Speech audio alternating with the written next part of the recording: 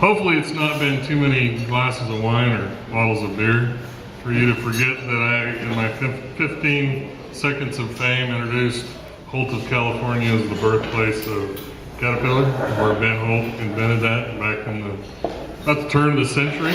Well, we've got another claim to fame, and that is we are responsible, good or bad, for introducing our keynote speaker tonight, Griffin Reno, into the ThinkBIG system. So part of what I'm here to do is give you a little bit of insight on what the rest of that story is all about. Griff, as we call him, was born April 3rd, 1985 in Auburn, California, a Sierra Nevada foothill community of about 13,000. So they were talking about Osage County had 14,000, while Auburn has 13,000, and it's geographically a little east of the halfway point between San Francisco and Reno, Nevada. So this is you're going up into the foothills. It's also known for its gold rush history. Griff was introduced to Caterpillar at a young age, as his father had started a general contracting business in 1977. By 1985, he owned over 20 machines, about 80% of them Cat. This number eventually grew to over 100 pieces of equipment, again, mostly Cat. Growing up with two brothers and one sister, there was always fun to be had hanging around the shop. That was close to the house on some property, riding quads and doing fun stuff. But Griff towed the line fairly well, according to my sources, staying out of trouble, unlike his brothers, who were regularly doing mischievous things like shooting potato guns at cars on a major road that went by the house. Not a good thing. But Griff stayed above that. As he got older, many hours were spent down at the shop helping technicians and welders, and he eventually even worked as a laborer for his dad in the field on some of those jobs. In high school, he pursued theater arts and university transfer classes, but spent most of his time working so he could buy a car and put gas in it. This was on top of his house chores, as there was no allowance in the Rion household. This is what instilled a strong work ethic in him, and he thanks his dad for that. In his senior year, he took an ag welding class and discovered this was potentially a very cool career choice. He had always been impressed with Cat equipment, how smooth it made jobs go, along with how well it was supported by the Cat dealer. And at that point, it was formerly 10 Cone Apples of California. So we started thinking big. I met him in late 2002 in my second year recruiting for ThinkBIG. Is that low battery? Low battery. I'll just talk took an ag welding class and discovered this was potentially a pretty cool career choice. He'd always been impressed with Cat, and so he started thinking big. There we go. I met him in late 2002, my second year of recruiting for ThinkBIG, as I expanded my outreach to ag and FFA schools and shops. While he was highly recommended by his ag shop teacher, after he told me he was previously pursuing theater arts and a university transfer, I couldn't get the vision of Peter Pan with a pocket protector working on a deal out of my head. It was scary. I continued to coach and encourage him to apply, which he did, which now created another set of challenges for us, because by this time his dad's business had grown to be a significant Holt of California customer. After our spring 2003 open house, where we do some testing and other stuff, he came into the interview with decent academic assessments, but a Wiesen score of 59%. That's kind of low.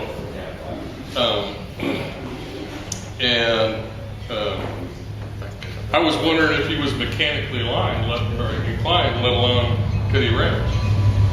In the interview, management shop scored him above average, and his CAMS test score was 101.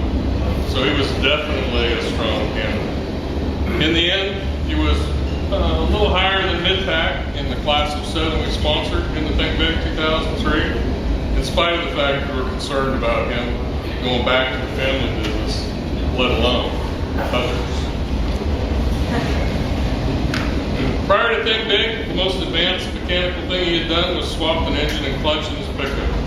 So he was what we call pretty green. When he started, the instructor saw him as a young, quiet, and inexperienced student. Their challenge would be to make a CAT technician out of him in just 2 years.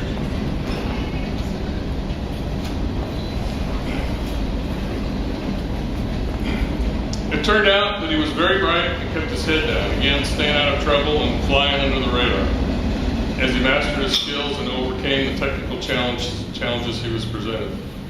As for internships, he did well overall, but definitely better in the specialization shop under the watchful eye of his assigned mentor, by the name of Jeff Rosenthal, versus the main shop.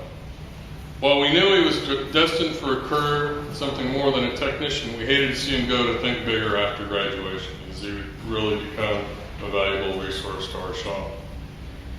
In the end, his 2 years at Holt CA were definitely beneficial to us, and I'm sure valuable for him. Additionally, his transition to Think Bigger and now employment with CAT Corporate may have hidden value to Holt of California.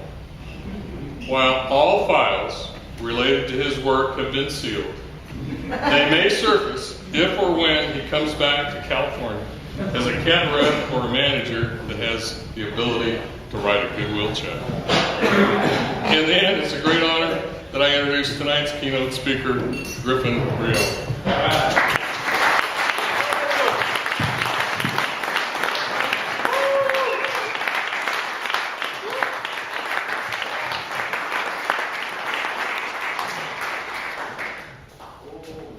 I'm going to need that. Get this rule. Well, thanks, Max. I don't know if I need to call my parents and ask for that $100 back or not. Sheesh. Oh my God. So, well, first of all, thanks everybody who has traveled so near and far. What a great week we have ahead of us, and I'm very excited to see what we're going to get done. I want to open and kind of be able to relate with everybody with a story. In October of last year, my girlfriend and I were fortunate enough to go to Cancun for some vacation time. Now, while we were in Cancun, we went down to Chichen Itza. It's the Mayan ruins. And a few weeks after our vacation, we went to dinner with a friend, and he asked, what do you think of Chichen Itza? I wasn't able to go into full detail. This is why they designed the facility this way. You could hear all across it because it was concreted. The buildings were set up a certain way, and this is what the murals meant. Later on that night, she asked me what she was wearing the very first night that we met. I was dead silent for several minutes. Now, I tell that story because we go into a situation, we can remember certain details or certain things. Sometimes they just don't matter. And what we need to take inventory of it is the things that are staring us right in the face. Now, the reason we're all here is because of one very specific problem that is staring us in the face. And that's the fact that we need people, and we need to retain them. And the way to do that is through mentoring and coaching them. Our world is continually expanding and changing. We're developing countries like Brazil, Russia, India, and China. We're rebuilding infrastructure in North America, Australia, and Europe. And technology, along with that, is changing continually and making that exponentially more and more challenging. Now, for all of this, CAT product is needed. And along with that, people are needed to support that kind of product. In today's world, there's such an emphasis on getting an advanced degree, 4 years or more. Working inside, don't work with your hands. That's a proper career path. So our demographic, the people that we're trying to recruit and come to work in the Think Big program, they get lost in the mix. They don't know what they want to do. They end up going maybe to a community college, but they rarely finish it. Without a technical college, they just don't have a good placement right afterwards. They work part-time jobs, live paycheck to paycheck, and have very little advancement for a long-term career goal. This is the issue in the developed world. Now, if we go into the developing world, countries like Brazil, Russia, India, and China, and parts of Africa as well, we just need people, period. We're going to sit into areas with mining projects and developing educational systems, starting from ground zero and helping them build it together. That's what Caterpillar is helping do today. Now, if we help those places, we have local people employed at things like mining projects, because if you have local people, it creates a sustainable life of the mine. And when you have people in the local community doing well, then the community benefits as well. The thing is, no matter what part of the world, one thing that we all have in common, we can't just educate these young minds and hope for the best. We have to educate, engage, coach, and mentor. Because when you do all of those things properly, you don't just give the chance for learning, you also give the chance for passion to inspire.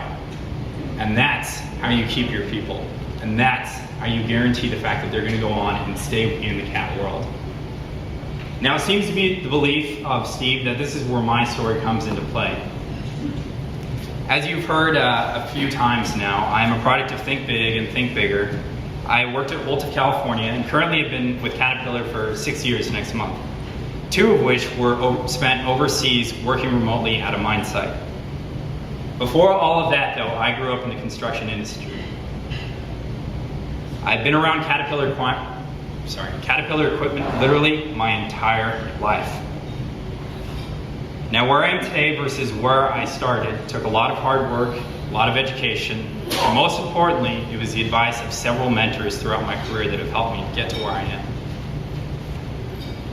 The first 2 mentors that I can say relative to my career, 1, my father, and 2, an individual known to my family as Uncle Mike. My father owned a construction and earth moving business that he built from the ground up. He started in high school. It was CAT product for my family that put food on the table day in and day out, from before I was born to when I left for college. He instilled a great work ethic in me and exposed me to a world most other children would never encounter. I got to experience the normal things like hunting, fishing, camping, sports as well, but I also got to see him operate equipment weekends. And eventually I learned to operate that equipment alongside him. I'd hear other young children brag, my dad can pick this up over his head, or my dad works in this building. I look at them and go, my dad put down the ground that your father is working and or living in. So how can you match that? The other element I was exposed to at a young age was an individual known to me as Uncle Mike. Uncle Mike was a great family friend. We went on hunting and fishing trips together. And at one time, we had a very big flood in California, and him and his family camped out in their RV down at our shop. What I later learned, though, was that Uncle Mike wasn't just my dad's best friend, he was also his CAT dealer salesman. Whether I knew it or not, I was exposed to the value of the CAT dealer and customer relationship, and that by far is the reason why we as a corporation and as an industry are so successful today. It's that dealer, customer, and corporate relationship. That's why we're here. So I stated that he instilled a very solid work ethic in me, and he taught me that anything worth having takes work, and it will be valued much higher than anything that's just given to you. This was learned very, very early on from my first cell phone, every car I've ever had, and everything else I have in my life today. If I wanted it, I had to work for it. It wasn't going to be just given to me. What my dad was willing to give me, though, was a job in order to get those things. Now, everybody has a very stereotypical idea of the boss's son, right? He's sitting in the trailer, he's not gonna do much, it's air conditioned, very low expectations. Well, that wasn't my experience, per se. What he told me is, Griffin, you didn't start at the bottom, we had to start you up below the bottom. So I was working in ditches, laying underground utilities, building block walls, cleaning out old dusty trailers, all for the most part in over 100-degree Fahrenheit weather. Now, I learned 2 things there. The value of a dollar, first of all, but also that everybody that I worked with that had worked for my father respected him immensely. Because everybody knew every single job throughout that site he had done himself, and he did it well. Because it was his belief that the greatest leaders of any organization accomplished those goals by doing, not by just giving orders. So after a couple of summers of hard work, sweat, and tears, I kind of figured out, maybe the construction industry isn't my calling in life. But I did learn that I was developing a very strong passion for CAD equipment. And it made my life as a laborer very easy. But I just need to figure out how to work with the equipment. Well, the summer ended, and it was time for my senior year of high school. For anybody that isn't familiar, this is game time. This is when you need to decide for the rest of your life what you're gonna do. I didn't really have a good idea of what I was going to be doing after high school. Some friends were moving away from university. Others were sticking around to do a summer job and maybe do community college. I didn't want to stick around and do community college. And I really hadn't done all the necessary work to get a 4-year degree though. I was in a very rough spot and I didn't know what I was going to be doing. I knew I wanted to work with the equipment, but I didn't know how. Until one day, I went to my welding class my senior year, and we have a special guest speaker, Max Jones from Holton, California. And Max starts talking about the ThinkBIG program, saying you can get a hands-on degree. You can start working with today's machines and work with the latest technology. Now you want to talk about being at the right place at the right time?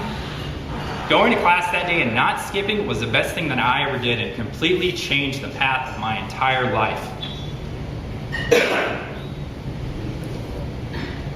So I decided I wanted to apply. I went through the application and interview process. I made it through targeted selection interviews, and I even had to do the CAN aptitude test. What I remember most from that interview though was sitting in a room with Max and our general manager, and they were sitting across the table from me, and they asked me to close my eyes and describe where I saw myself in 10 years. Now I was 18 at the time. Last year I celebrated my 28th birthday. I can tell you the very last thing that crossed my mind was standing in a room with everybody here telling you about my career path and all the blessings that I've had in my life. But I'm happy to be doing it. So it was the day after high school graduation. I was at home and I got a phone call from Max saying I was accepted into the ThinkBIG program and would be starting for the fall of 2003 at San Joaquin Delta College. I had to find somewhere to sit right away. So if any of the students that have gone through this program haven't told you, this program is awesome, it's amazing. I started the program as Max described with some pretty basic skills, oil changes, a clutch and engine swap, mostly to the help of my friends. While I was excited to be working on the equipment, I became terrified at the same time.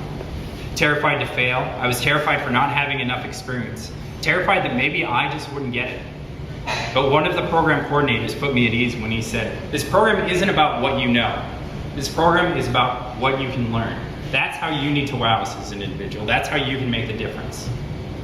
So school began. We're taking the normal college courses along with our tech classes. And it's the first semester, so we do engine disassembly and assembly.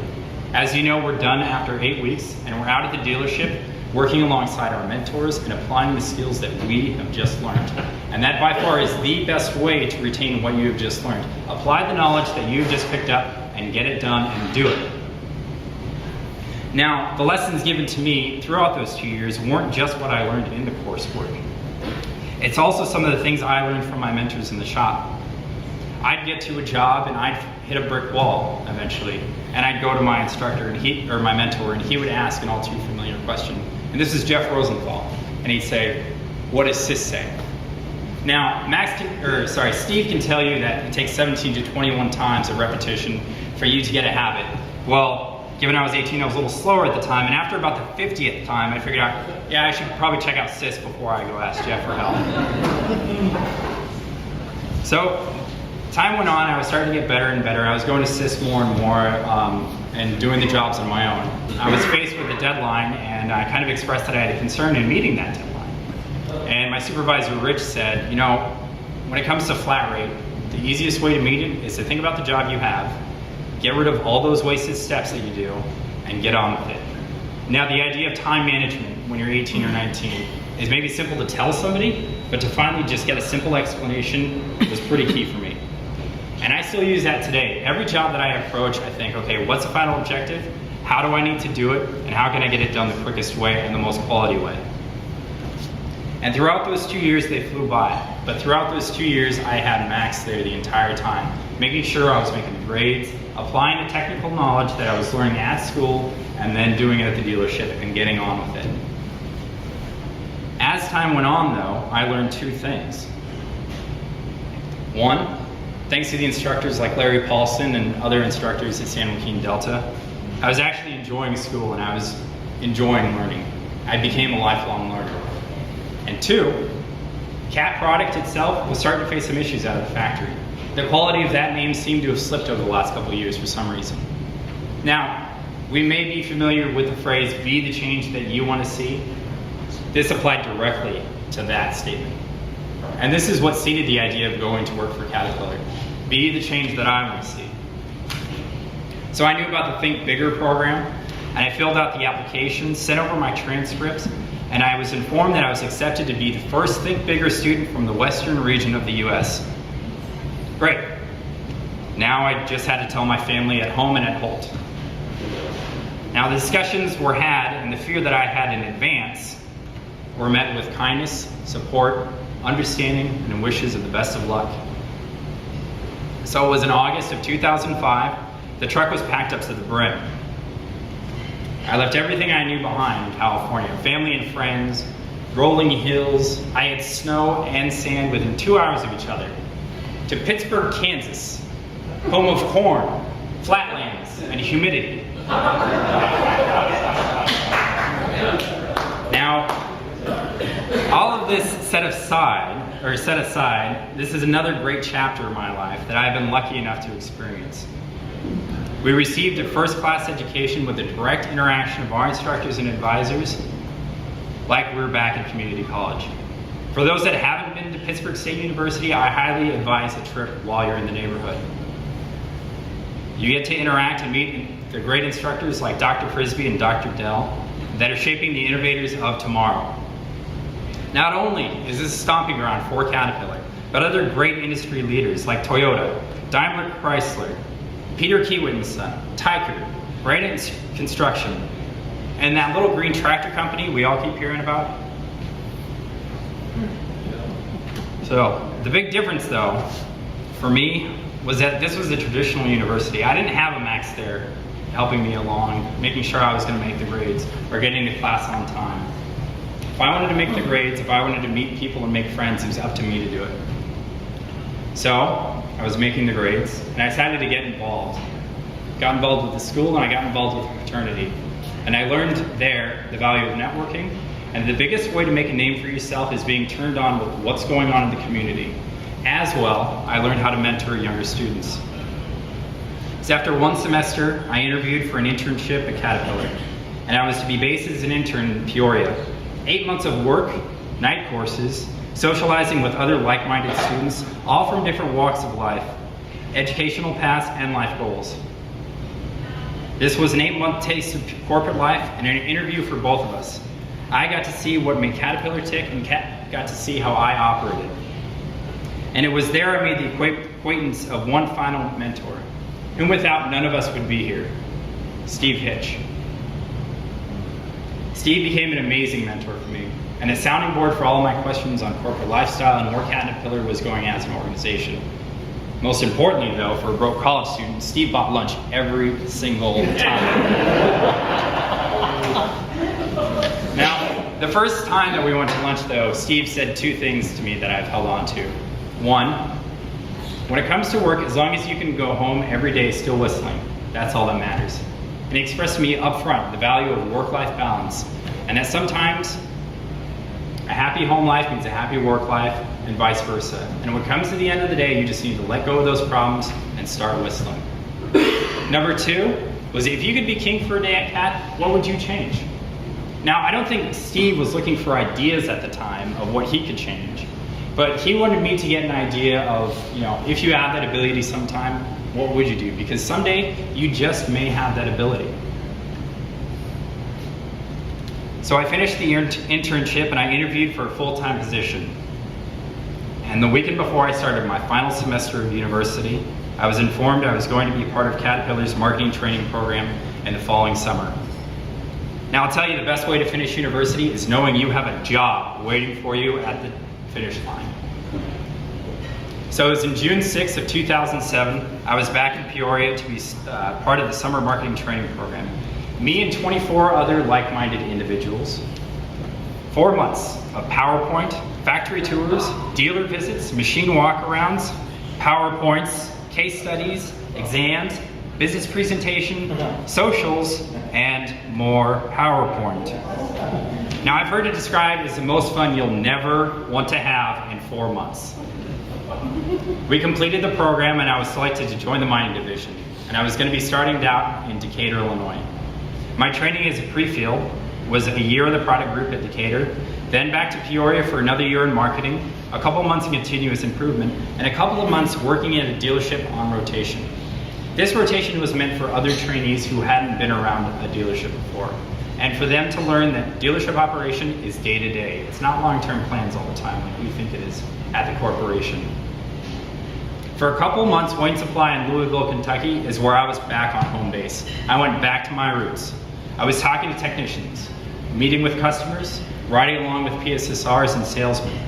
During those couple of months though, I relearned a valuable lesson I never should have forgotten. Throughout the world, it's Caterpillar product that helps today's parents make the modern world livable and put food on the table for their families. Whether it's a farmer harvesting this year's crop, someone operating a piece of cat equipment, taking coal out of the ground to supply power for the local community and creating income for their family, or a cat technician supporting that equipment to get that all back in operation. All of this is possible because of both the equipment and the people supporting it. So I came back to Peoria after those couple months and I was refreshed. I had a new outlook on things. My batteries were recharged. I was ready to go. I was informed that there was a position available for field follow for our brand new 795 electric drive mining truck based over in Sweden. Now, when we're young, we all have these dreams and ideas of grandeur, of the world that we want to see and the things that we want to accomplish as an individual. A lot of people will say, it's just luck is what it comes down to. Now, I've always been of the mindset that luck is when opportunity meets preparation. I had the preparation and this was the opportunity. I had the technical skills. I had the ability to move overseas, and I had acquired language skills during that time. After some interviews and some key discussions, I was informed that the position was mine and they needed me on site within 2 months. Yeah, just 2 months.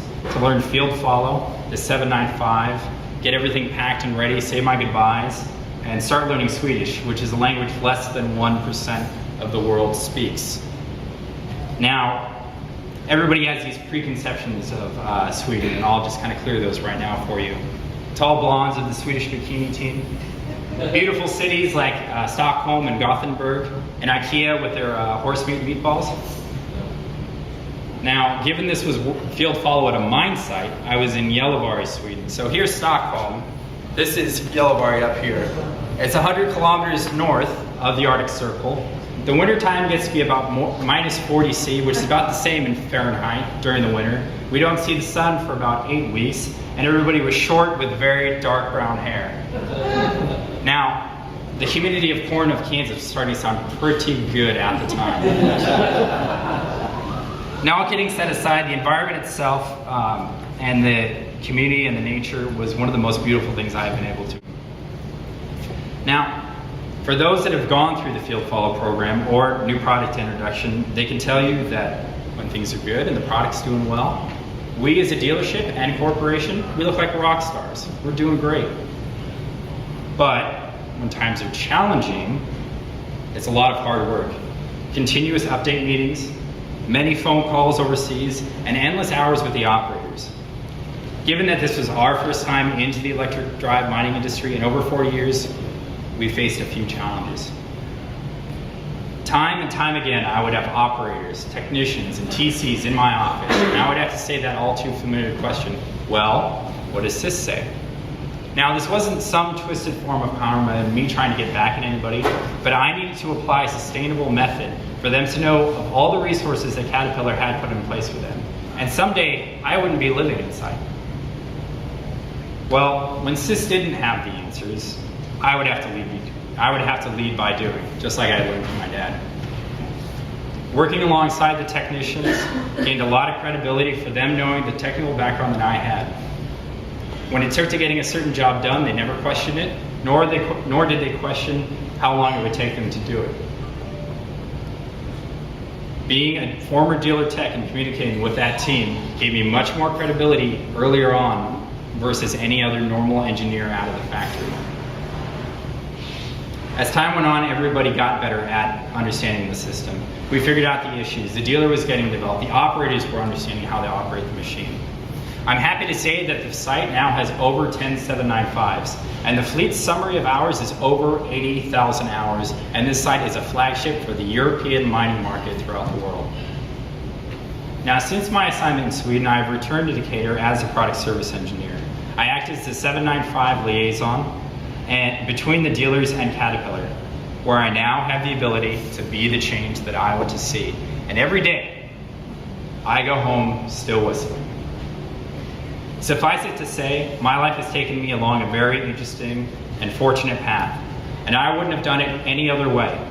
I've been able to live in 4 different states, 2 different countries, traveled to 30 out of 50 of the US states. As well, I've traveled to 12 different countries, tasted some amazing meals, each one of them one adventure after another, and many more to come. And I can tell you with all certainty, without a doubt, this would not have been the case for the Think Big and the Think Bigger program and the mentors that I had throughout my life. My father, Uncle Mike, Max, Larry, Jeff, Rich, and Steve. The important thing to remember out of all of this, my story is only one of several others. Since the Think Big program started in 1998, with just 7 students in the pilot program, we have now graduated more than 3,300 young minds working out in the dealer force today. The Think Bigger program that started in 2001 now has over 60 graduates working out today in the industry. All these individuals with stories to tell and whose lives have significantly been changed because of this program. And that's a takeaway I want all of us to leave here with. Yes, we're filling a demand and we're meeting it, but we're changing lives. We're opening up doors that never would have been opened before for these individuals because of the education and because of the mentoring. Whether it's establishing an education system into a developing country, or helping a young person become the very first in their family to get a college education and break the cycle of poverty, or even a contractor's son from Northern California to help them find a career path and become a lifelong learner. That's the difference we're making. That's the passion we're passing along. Thank you.